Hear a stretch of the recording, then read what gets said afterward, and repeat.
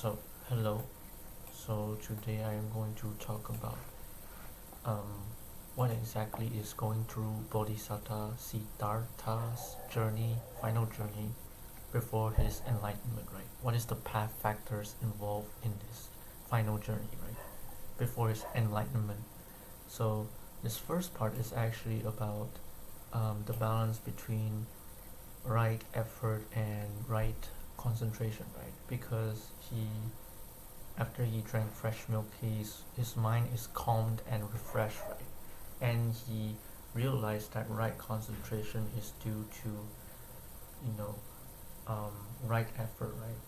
Right effort from personal distinction can help with right concentration. Now, right concentration is kind of a more universal rule thing, but the right effort that counterbalances it, right? It depends from person to person, and for him personally, um, it's kind of like you want to take action to control something in your life so that your mind will be at more ease or calm. That is how I came to understand this, right? Personally speaking. And so this is very important, right?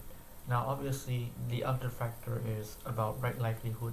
It's about, um, having people that support your survival when it comes to being ordained, right? And so here's this uh, this goat's milk, right, from the goat herd boy, right? For a goat herd boy is a friend to me, right? And so this is important. A goat herd boy is a friend to him, right? Is a friend to the Bodhisatta at the time. Is friendly towards him, and so he gave him his milk, right? That he made. And so that is important, right? When right livelihood increases, right effort increases, right? Of course, both these factors are like differ from person to person, right? Compared to something like right concentration, which is more universal, correct? I hope you guys can understand this, right?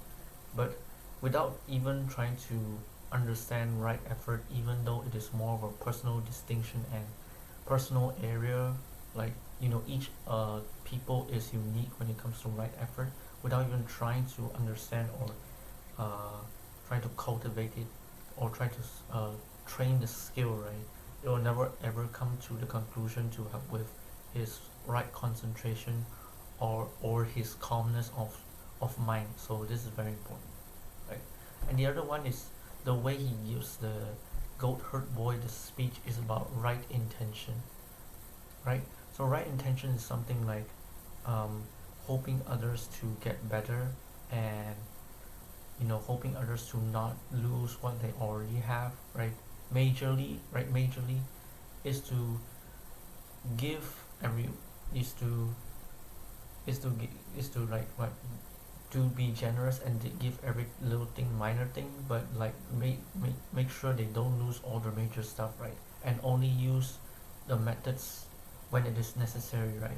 Even though sometimes you might need to be straightforward or something like more on the straightforward side, or some things need to be a little bit more harsh.